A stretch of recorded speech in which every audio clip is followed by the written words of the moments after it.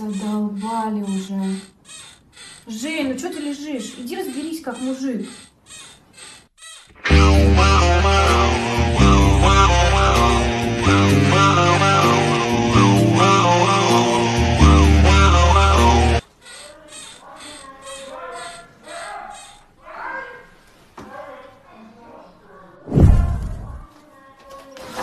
Фу, спасибо твоему мужу.